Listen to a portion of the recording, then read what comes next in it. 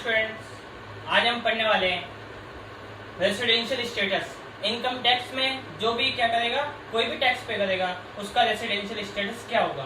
ठीक है, तो चलिए स्टार्ट करते हैं हम आज की वीडियो। रेसिडेंशियल स्टेटस होगा किसका? कोई भी एसएससी क्या करता है, टैक्स पे करता है, उसकी इनकम कब टैक्स पे होगी या नहीं होगी। अगर वो इंडिया का रहने वाला है तो क्या होगा, उसका इनकम क्या होगी, पे टैक्स लगेगा या नहीं लगेगा। पहले उसको क्या किया जाएगा, रेसिडेंशियल स्टेटस देखा जाएगा कि वो इंडिया का रहने वाला है या इंडिया का रहने वाला नहीं है। अगर वो इंडिया का रहने वाला है तो क्या होगा, उसके इनकम पे टैक्स दिया जाएगा। अब रेसिडेंशियल स्टेटस होगा किसका, वो एसएससी होगा कौन, या तो कोई भी इंडिविजुअल पर्सन हो सकता है,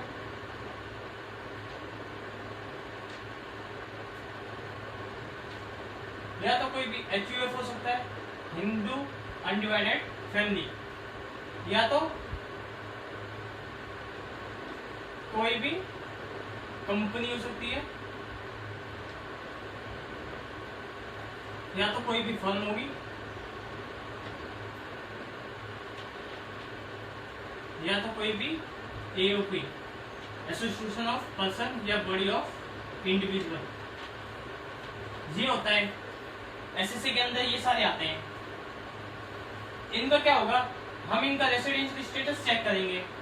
अगर ये इंडिया का रहने वाला है, इंडिया में है सिचुएटेड, तो क्या होगा, जो भी इनकी इनकम हो रही है इंडिया से, वो क्या होगी, इंडिया में टैक्स होगी। अब चेक करते हैं, पहले हम क्या करते हैं, इनका निकालते हैं। या तो इंडिया की रहने वाली है तो इनको हम क्या बोलेंगे, रेसिडेंट इंडिया की मानी जाएगी। अगर इंडिया की रहने वाली नहीं है तो नॉन रेसिडेंट मानी जाएगी। इंडिविजुअल कोई भी पर्सन हो सकता है, और एचयूएफ की बात हो रही है, इसमें भी हम यही चेक करते हैं। या तो इंडिया की होगी तो रेसिडेंट इन इंडिया का माना जाएगा उसको, और टैक्स पे किया जाएगा। अगर इंडिया की रहने वाली नहीं है तो क्या माना जाएगा, नॉन रेसिडेंट। कंपनी, फर्म और एओपी में हम यही चीज निकालते हैं। अब बात करते हैं इंडिविजुअल और एचयूएफ की। तो एचयूएफ में क्या होता है, अगर इंडिया में है, कोई भी पर्सन इंडिया में है, अगर वो रेसिडेंट है, इसके लिए हमें दो कंडीशन है और लगा के, या तो ये कंडीशन फॉलो या तो ये कंडीशन फॉलो हो, या तो दोनों कंडीशन फॉलो हो सकती है, या तो दोनों में से कोई भी एक कंडीशन फॉलो होगी तो क्या माना जाएगा, उसको इंडिया का रेसिडेंट माना जाएगा। अगर इंडिया का वो रेसिडेंट है तो उसके बाद हम क्या चेक करेंगे, इंडिया का वो ऑर्डिनरी रेसिडेंट है या नॉन ऑर्डिनरी रेसिडेंट है। अगर वो इंडिया का इंडिविजुअल एचयूएफ रेसिडेंट है इंडिया का, तो उसके बाद हम चेक करेंगे ऑर्डिनरी रेसिडेंट है या नॉन ऑर्डिनरी रेसिडेंट है।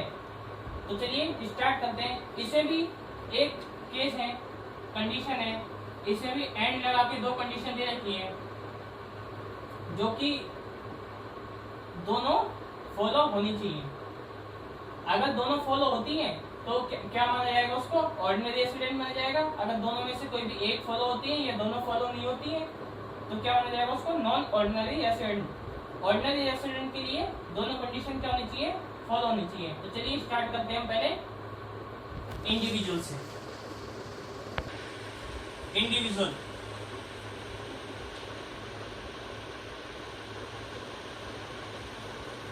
इंडिविजुअल का रेसिडेंशियल स्टेटस क्या होगा, वो इंडिया का माना जाएगा या नहीं माना जाएगा।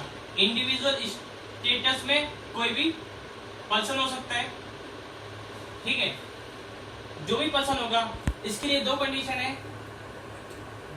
या तो क्या होगा, वो रेसिडेंट होगा इंडिया का, या तो नॉन रेसिडेंट होगा। इसके लिए दो कंडीशन है, रेसिडेंट हो कब होगा,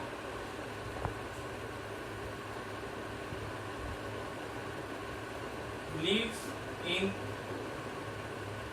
India 182 days or more during the preceding previous year। अगर वो इंडिया का रहने वाला है, मान लीजिए अगर वो इंडिया में 182 डेज रहा है इंडिया के अंदर या उससे ज्यादा दिन रहा है पिछले साल, तो क्या होगा प्रीसीडिंग प्रीवियस ईयर। अगर वो पिछले साल 182 डेज रहा है इंडिया में तो क्या होगा, इंडिया का रेसिडेंट माना जाएगा। या तो ये एक कंडीशन फॉलो होनी चाहिए। एक सेकंड कंडीशन और है, leave in India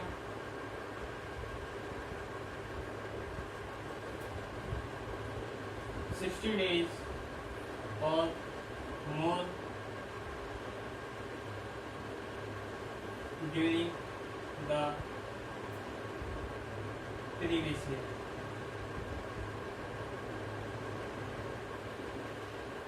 second condition ये है, अगर वो मान लीजिए 182 डेज इंडिया में नहीं रहा है तो इसके लिए रेसिडेंट के लिए एक कंडीशन है हमारे पास, अगर वो इंडिया में प्रीवियस ईयर में अगर कम से कम 60 दिन रहा है, 60 डेज इंडिया के अंदर रहा है, तो इसके लिए एक और कंडीशन चेक करो, लिव्स इन इंडिया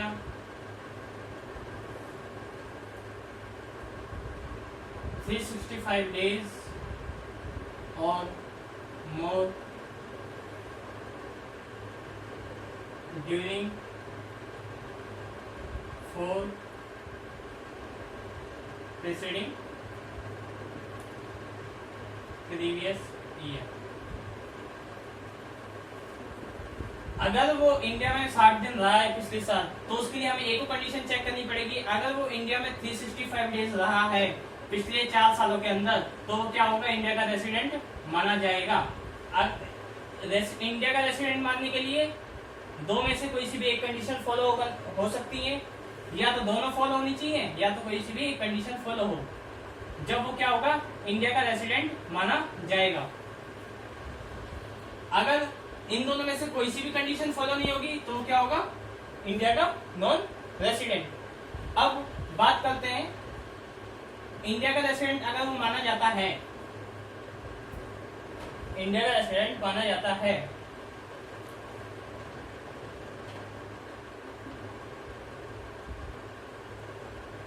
तो क्या होगा, ऑर्डिनरी रेसिडेंट होगा या नॉट ऑर्डिनरी रेसिडेंट माना जाएगा। इसके लिए भी दो कंडीशन है,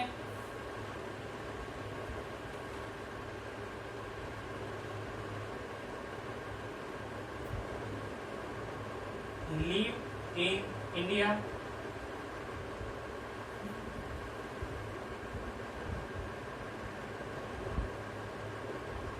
2 years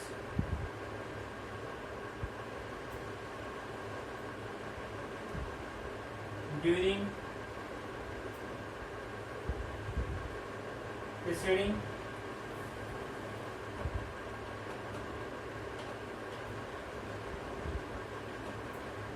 previous 10 years। इसके लिए ऑर्डिनरी रेसिडेंट के लिए कम से कम वो क्या होना चाहिए, पिछले 10 सालों में से 2 साल क्या होना चाहिए, इंडिया में वो रहा हो। अगर वो रहा है तो एक कंडीशन चेक करो, live in India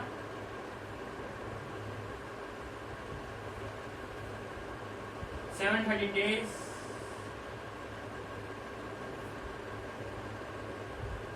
during preceding 7 previous year।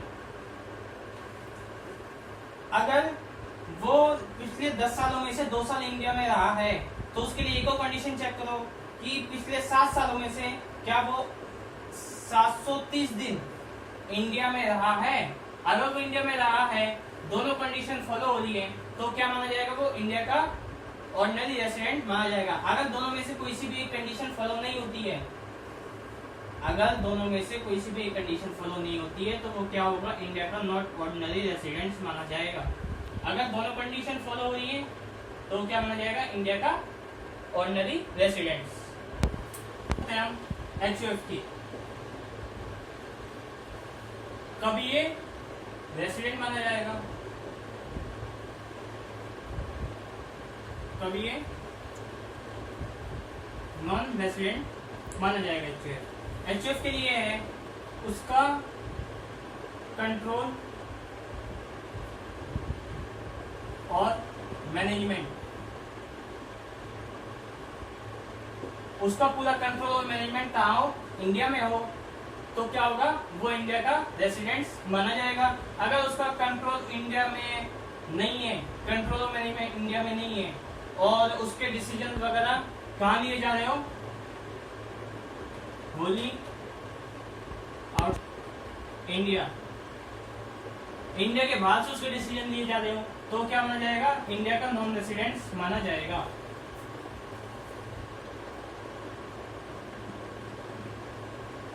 Holi decision in India, अगर उसके सारे डिसीजन कंट्रोल और मैनेजमेंट इंडिया के अंदर है, उसके सारे डिसीजन इंडिया से लिए जा रहे हैं, तो क्या होगा, इंडिया का रेसिडेंट माना जाएगा।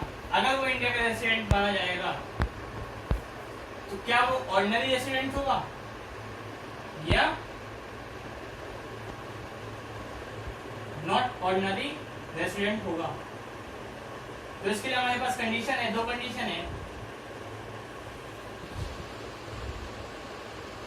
Live in India 2 years during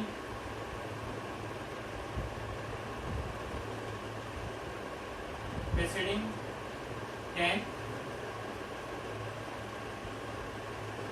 previous year।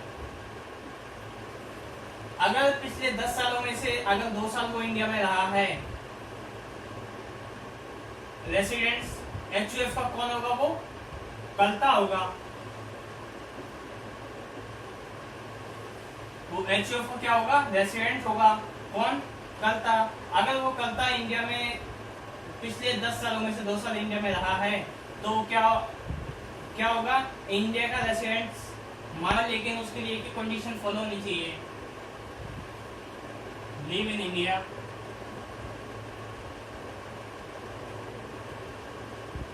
730 days during preceding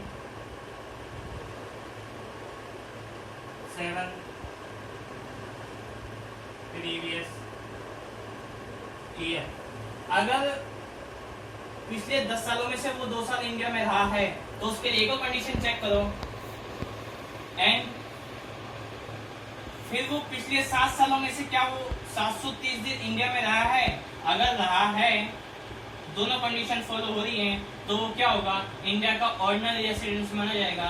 अगर इंडिया का मानो ऑर्डिनरी रेसिडेंस नहीं माना जा रहा है, इंडिया में से इसमें 2 कंडीशन में से कोई सी भी एक का रेसिडेंस माना जाएगा। ऑर्डिनरी रेसिडेंस के लिए दोनों कंडीशन क्या होनी चाहिए, फॉलो होनी चाहिए।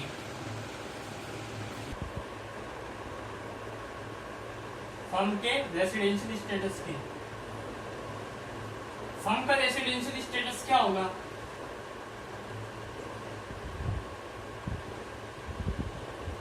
अगर उसके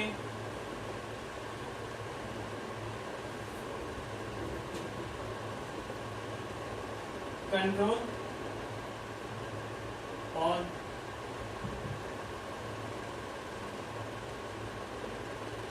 मैनेजमेंट,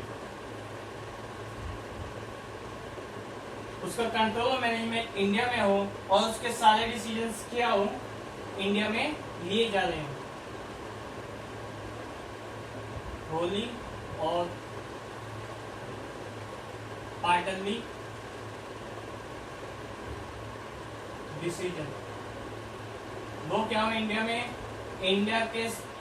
में हो वो फर्म, और सारे डिसीजन जो है पार्टली वो इंडिया में लिए जा रहे हो तो क्या होगी, इंडिया की रेसिडेंट होगी, उसका रेसिडेंशियल स्टेटस क्या होगा, रेसिडेंशियल स्टेटस इन इंडिया माना जाएगा। अगर 100% Holi decision with outside in India, अगर उसके 100% डिसीजन इंडिया के बाहर से लिए जा रहे होंगे उस फर्म के अंदर, तो क्या होगा, इंडिया की नॉन रेसिडेंट्स मानी जाएगी वो फर्म। इसके लिए होना चाहिए उस रेसिडेंट्स वो तभी होगी फर्म, उसके सारे डिसीजंस और कुछ डिसीजन हो या सारे डिसीजन हो वो क्या हो, इंडिया में लिए गए हो। तो क्या रेसिडेंशियल मानी जाएगी इंडिया की। अगर उसमें से सारे डिसीजन इंडिया के बाहर से लिए जाते हैं तो क्या होगा, नॉन रेसिडेंट्स मानी जाएगी। अब बात करते हैं हम कंपनी के बारे में।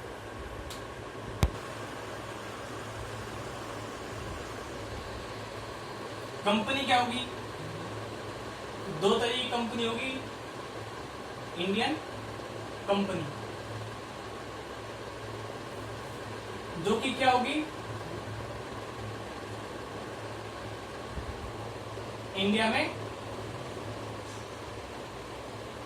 रजिस्टर होगी। अगर इंडियन कंपनी है वो इंडिया में रजिस्टर्ड है तो क्या माना जाएगा, उसको इंडिया की रेसिडेंट मानी जाएगी। अगर इंडिया की कंपनी है, इंडिया में ही रजिस्टर्ड है, तो क्या माना जाएगा, उसको इंडिया का रेसिडेंट माना जाएगा। अब बात करते हैं अदर कंपनियों की। Other Indian company, other Indian company की बात करते हैं। इसमें क्या होगा, नॉट रजिस्टर्ड होगी इन इंडिया में, इन इंडिया। ये बात कर रहे हैं जो कि इंडिया की कंपनी तो होगी पर लेकिन इंडिया में रजिस्टर्ड नहीं होगी, तो वो क्या होगा, इंडिया की नॉट ऑर्डिनरी रेसिडेंस मानी जाएगी। अगर वो इंडिया की नहीं है, इंडिया की नॉन रेसिडेंस मानी जाएगी। उसके लिए एक और कंडीशन फॉलो होनी चाहिए कि उसके सारे होली और partly decision outside in India, जो भी उसके सारे डिसीजन है, कंट्रोल और मैनेजमेंट डिसीजन है, वो क्या होने चाहिए, इंडिया के बाहर से लिए जा रहे हैं, तो क्या होगा, इंडिया की नॉट ऑर्डिनरी रेसिडेंस मानी जाएगी। वो इंडिया में रजिस्टर्ड नहीं होगी तो इसलिए वो नॉन ऑर्डिनरी रेसिडेंट मानी जाएगी। अगर वो इंडिया की रेसिडेंट है तो उसके लिए एक कंडीशन फॉलो होनी चाहिए, उसके लिए होली डिसीजन इन इंडिया। अगर इंडिया की कंपनी है, इंडिया में रजिस्टर्ड है और इंडिया में ही से ही सारे उसके जो भी उसके डिसीजन है कंट्रोल मैनेजमेंट को लेके, उसके सारे डिसीजन इंडिया से लिए जा रहे होंगे, तो क्या होगी, इंडिया की रेसिडेंट मानी जाएगी। इंडिया की रेसिडेंट वो तब भी मानी जाएगी जब वो नॉट रजिस्टर्ड होगी कंपनी।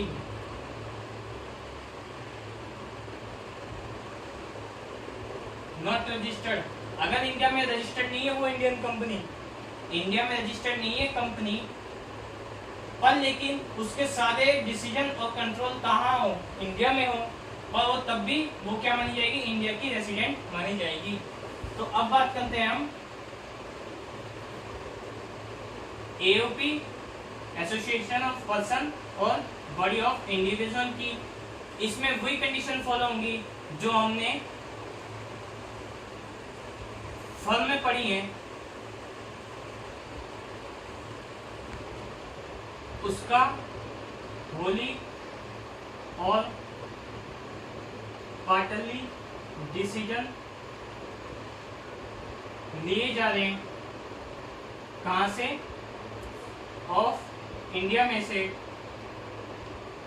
अगर इंडिया में से कुछ डिसीजन लिए जाते हैं या सारे डिसीजन इंडिया में से लिए जाते हैं तो क्या होगी एसोसिएशन एओपी और बीओपी रेसिडेंट होगी इंडिया की, इंडिया में टैक्स देने लायक होगी। अगर 100% Holi decision outside in India,